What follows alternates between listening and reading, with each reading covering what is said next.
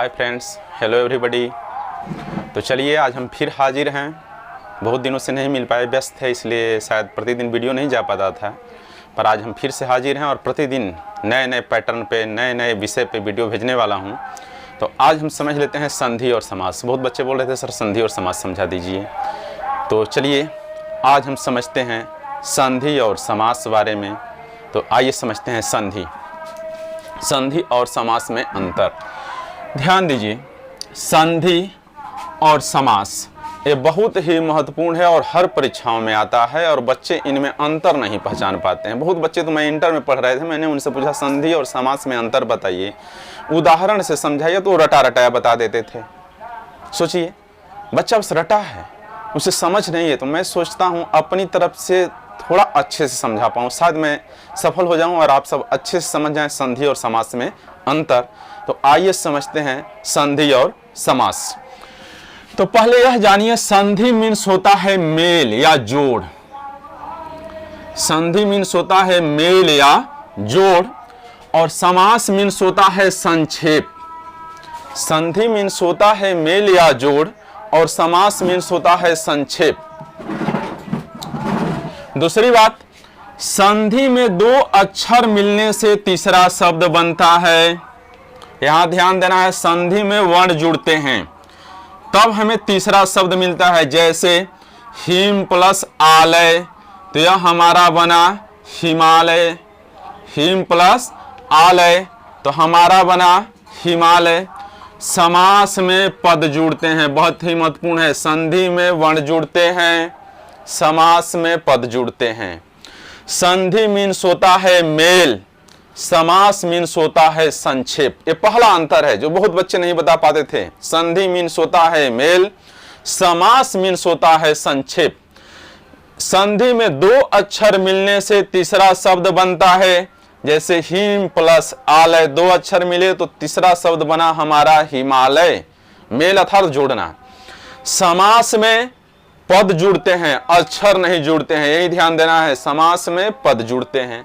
तीसरा शब्द अंतर है, संधि में विच्छेद होता है, अर्थात जो वर्ण जुटे हैं उन्हें तोड़ा जाता है, डिसमेंबर होता है। समास में स्पॉइलेशन होता है, अर्थात यहां मैं समझाता हूं। जैसे मिलाइए, पीतांबर हमारे सामने दिया है।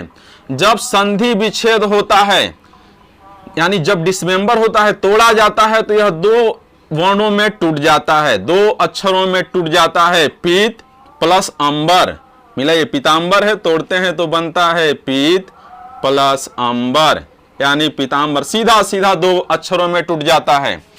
पर समास में जब हमारा स्पॉइलेशन होता है तो वह सीधा नहीं टूटता है। अक्षर, जो शब्द अक्षरों से समास बना है, वो अक्षर पूरी तरह से स्पॉइलेशन, बर्बाद हो जाते हैं और नया अर्थ हमारे सामने पैदा होता है। संधि जैसा सीधा सीधा टूटता नहीं है। यही दोनों में अंतर है। संधि में विच्छेद होता है, यानी तोड़ा जाता है, डिसमेंबर होता है। पद जैसे मिलाइए, पीत प्लस अंबर, पीतांबर, सीधा सीधा टूट जाता है। पर समास में पीतांबर है, जब ही ये डिस्पॉइलेशन हुआ, जब ही स्पॉइलेशन हुआ, तो यह स्पॉइलेशन सीधा पीत और अंबर नहीं होता है, होता है पीत है जो अंबर।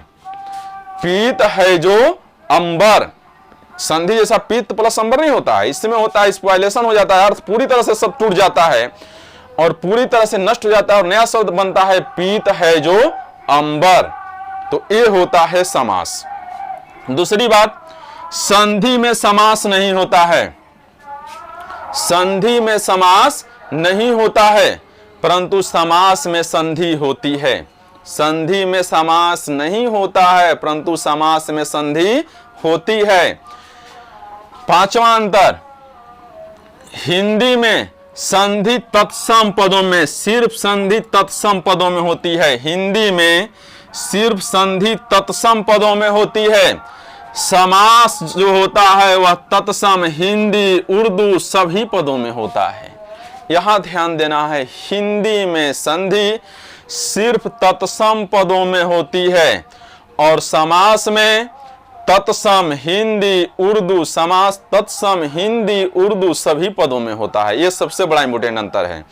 समास तत्सम हिंदू, उर्दू सभी पदों में होता है। तीसरा, संधि में अनइंटेलिजेबल वर्ड, अनयूजफुल वर्ड जुड़ते हैं तो यूजफुल शब्द बनता है। अनइंटेलिजेबल अक्षर जुड़ते हैं तो यूजफुल शब्द बनता है। समास हमेशा यूजफुल अक्षरों से ही बनता है, यूजफुल पदों से ही बनता है। समास हमेशा यूजफुल पदों से ही बनता है, यानी वैसे पद जिस पद से अर्थ हमें मालूम हो। समास हमेशा यूजफुल पदों से ही बनता है, पर संधि हमेशा अनयूजफुल अक्षरों से बनती है। वैसे अक्षरों से बनती है जिनमें अर्थ ही नहीं होता है, वैसे अक्षरों से बनती है संधि। जब वो अक्षर मिलते हैं तब ऐसा शब्द बनता है जिसमें अर्थ हो। पर समास हमेशा वैसे भी पदों से बनता है जिसमें अर्थ पहले से मौजूद हो। यदि अर्थ मौजूद पहले से नहीं है तो वो समास नहीं बन पाता है, पर संधि बन जाती है। ये ध्यान देना है। अब इसी पर मैं 7वां अंतर बता देता हूं। संधि में शब्द रूप संक्षेप में होता है, समास में हमेशा संक्षेप में होता नहीं है। संक्षेप में होता है पर हमेशा नहीं होता है, तो ये ध्यान देना है। संधि में शब्द रूप संक्षेप में होता है, समास में शब्द रूप संक्षेप में होता नहीं है। तो चलिए फिर से इसे समझ लेते हैं, संधि और समास में अंतर। तो अब से पूछा जाए संधि अर्थ बताइए, तो संधि मीन्स होता है मेल या जोड़, समास मीन्स होता है संक्षेप। ये पहला अंतर है। दूसरा, संधि में 2 अक्षर मिलने से तीसरा शब्द बनता है, समास में अक्षर नहीं पद जुड़ते हैं, ये ध्यान देना है। तीसरा, संधि में विच्छेद होता है, डिसमेंबर होता है, यानी संधि में पद टूटते हैं। जैसे पीतांबर है, जब संधि विच्छेद हुआ तो ये 2 अक्षरों से बना है, दोनों अक्षर टूट जाते हैं, पीत प्लस अंबर। समास में स्पॉइलेशन होता है, अर्थात जो शब्द है वो पूरा पूरा नष्ट हो जाता है, छितरा जाता है, नए शब्दों में सीधा टूटता नहीं है। जैसे मिलाइए, पीतांबर है, जब ही से समास में स्पॉइलेशन होता है तो यह हो जाता है पीत है जो अंबर, ये होता है समास। संधि में समास नहीं होता है, ये ध्यान देना है। संधि यदि है तो उसमें समास नहीं होता है, परंतु समास में संधि होती है। बड़ा इंपॉर्टेंट पॉइंट है, समास में संधि नहीं होता है परंतु समास में संधि होती है। हिंदी में संधि सिर्फ तत्सम पदों में होती है, हिंदी में संधि सिर्फ तत्सम पदों में होती है। समास तत्सम हिंदी उर्दू सभी पदों में होता है, ये ध्यान देना है, बड़ा इंपॉर्टेंट है। हिंदी में संधि सिर्फ तत्सम पदों में होती है, समास तत्सम हिंदी उर्दू सभी पदों में होता है। संधि में अनयूजफुल वर्ड, जिनमें अर्थ ही नहीं होता है, वैसे वर्ड जुड़ते हैं तो यूजफुल शब्द बनता है। समास हमेशा यूजफुल पदों से ही बनता है, यूजफुल पद नहीं है तो फिर वो समास बनता नहीं है।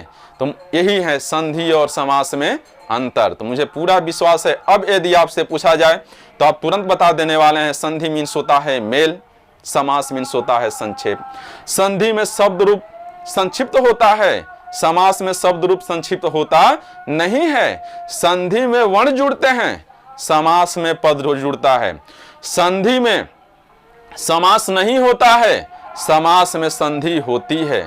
संधि सिर्फ तत्सम पदों में होती है, समास तत्सम हिंदी उर्दू सभी पदों में होता है। तो ये है संधि और समास में अंतर।